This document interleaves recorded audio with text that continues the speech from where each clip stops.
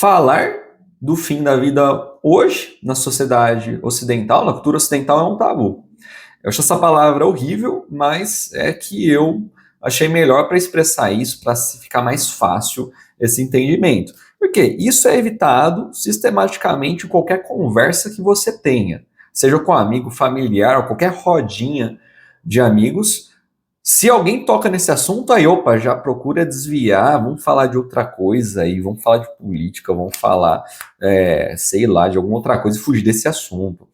E isso é uma coisa que não é normal na história da humanidade. Porque o fim da vida sempre foi visto como algo natural. Pô, assim como é certo que você nasceu, porque você tá aqui, tá ouvindo meu vídeo, tá vendo eu, tá gastando teu tempo aí vendo esse conteúdo, assim, é tão certo que uma hora você não vai mais poder ver esse conteúdo aqui, né, e a sua vida vai se encerrar. Mas isso hoje é visto de uma maneira trágica, né? Tanto é que, se a gente vê, até o Jordan Peterson fala da questão da síndrome de Peter Pan, que é aquelas pessoas assim que não querem envelhecer, querem ser eternamente jovens, né? Nós vemos aquelas pessoas lá, aos 50, 60, 70 anos, os exemplos mais claros disso são os cantores de rock. Aí pega, pô, a pessoa tá com 70 anos e tá assim, se achando novão, tá se achando a novona, né? E aí, peraí, não é questão só externa de vestimento, é questão mesmo da posição da pessoa na vida, né? A pessoa tá aí meio que deslocada quanto a isso. E essa questão da pessoa tentar evitar uma coisa que, assim, é inadiável. O fim dessa pessoa vai chegar no momento que, no fim, ela vai ter o quê? Remorsos. Tanto é que a gente vê esses relatos de pessoas no leito de morte e teve até uma pessoa, não sei em que país, mas que perguntou para as pessoas no leito de morte, fez essa pesquisa, não sei se ela é enfermeira, talvez aí você lembre, coloca aí nos comentários, que perguntou quais são os principais arrependimentos das pessoas em leito de morte. E viu, pô, é porque eu vivi uma vida que não era minha, eu fiz coisas baseado no julgamento dos outros, com medo do pensamento dos outros e coisas desse tipo. E aí a gente não para pensar, peraí, como que eu quero chegar ao fim da minha vida? Como que eu quero estar? Aí a gente chega no final de surpresa, pego de surpresa, e aí muitas vezes sobra só esse remorso. Né? A pessoa fica remordendo essas más escolhas e não tem mais muito que ela mudar, né? Já foi. Né? E quando nós pensamos nesse fim, é uma imagem que é bem interessante, a imagem do caixão. Por que o caixão é sextavado, tem 6 lados? Os 6, um dos significados na simbologia numérica dos 6, é a completude material. Completude, o quê? A pessoa atingiu a forma fechada. É o que o professor Olavo falou em uma de suas aulas. Ó, a pessoa, na sua morte, ela atingiu sua forma final. Então, depois da morte, querido, não tem mudança. Aquilo que você chegou a ser no limiar da sua vida é o que você será aí para toda a eternidade. E como você quer estar adiante aí? Qual é a forma fechada que você quer chegar? Né?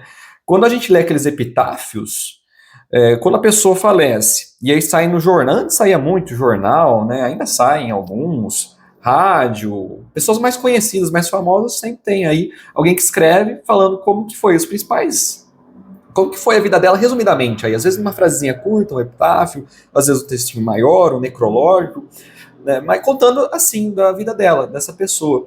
Como é que será o nosso necrológio? Se a gente tivesse alguém que fosse aí passar, contar nossa história, escrever para sair em algum jornal, como é que seria isso? Então, a gente olha, pô, eu vivi uma vida assim, que realmente não se distinguiu nada de tantas outras e só tem arrependimento. E não é questão de escolhas, de vistas profissionais, de eu não ganhei tanto dinheiro quanto eu gostaria. Porque dinheiro você não tem muito controle. Um dia você pode perder praticamente tudo que você tem. Mas aquelas escolhas que fazem sentido a relação à sua pessoa, aquilo que você vai levar depois da morte, as coisas que você fez realmente significativas.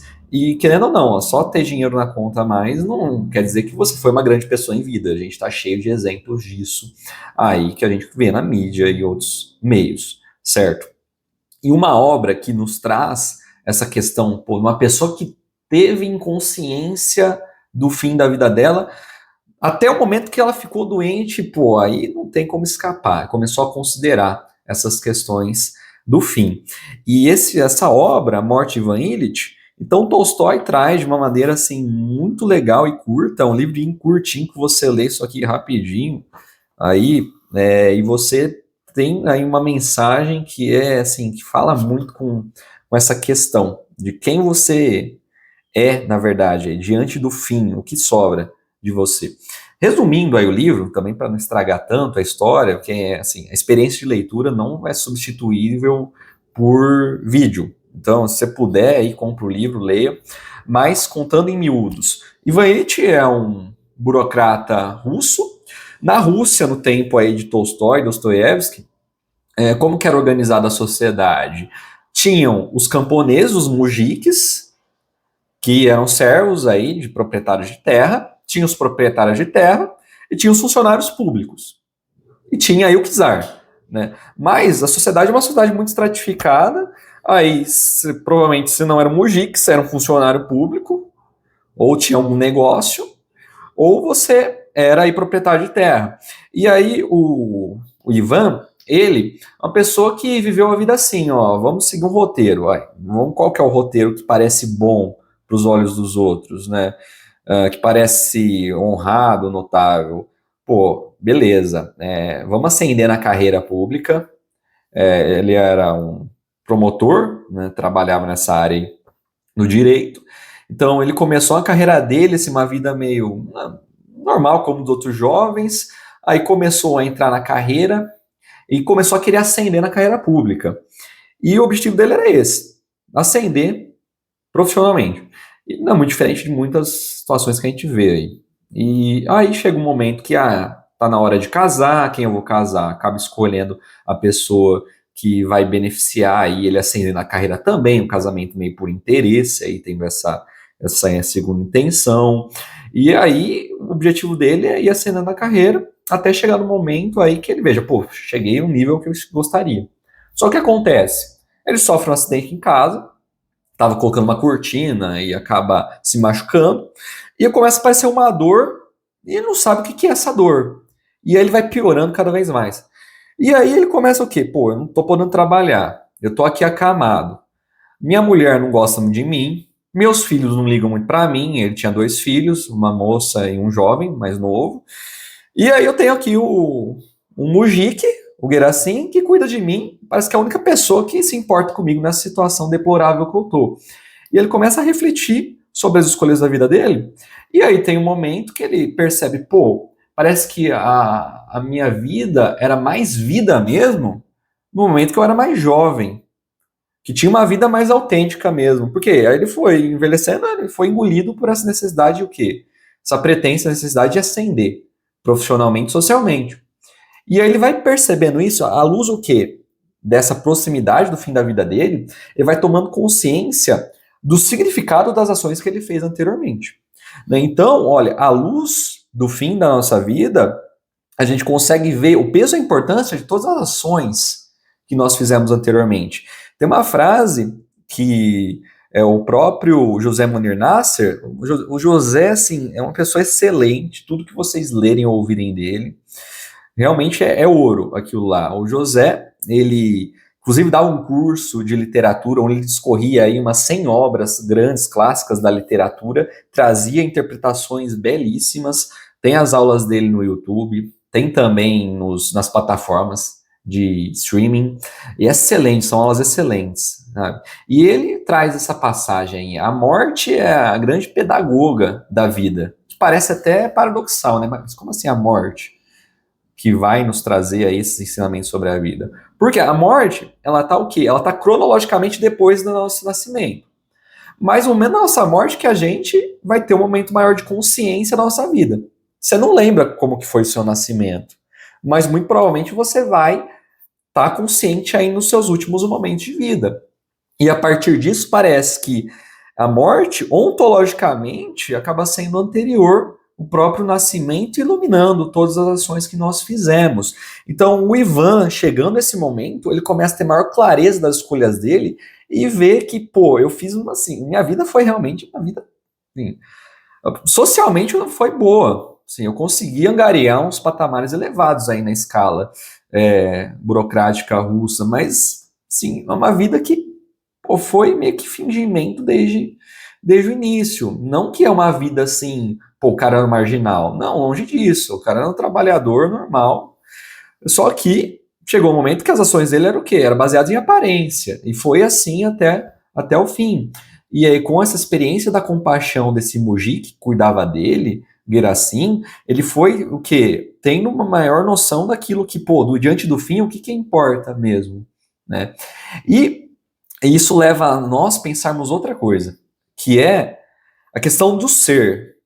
De quem nós estamos sendo, em quem nós devemos ser.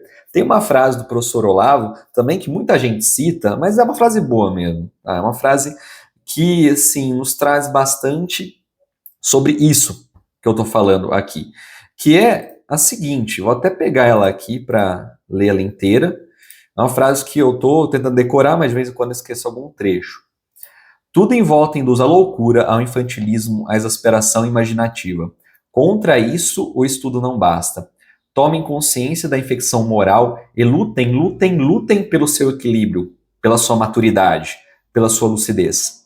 Tenham normalidade, a sanidade, a centralidade da psique como um ideal. Prometam a vocês mesmos ser personalidades fortes, bem estruturadas, serenas no meio da tempestade, prontas a vencer todos os obstáculos com a ajuda de Deus e de mais ninguém. Prometam ser, e não apenas pedir, obter, sentir, desfrutar. Prometam ser. O que o Ivan não foi até os últimos momentos aí da sua vida. Ele não foi, ele buscou parecer, né? E a gente está buscando isso? Está buscando ser realmente uma pessoa autêntica, né?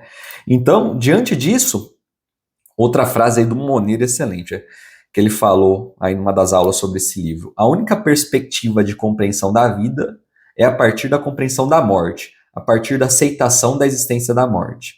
Toda e qualquer ação humana só deve ser executada de fato se, ao ser confrontada com a possibilidade da morte, não ser automaticamente anulada e revogada por ela.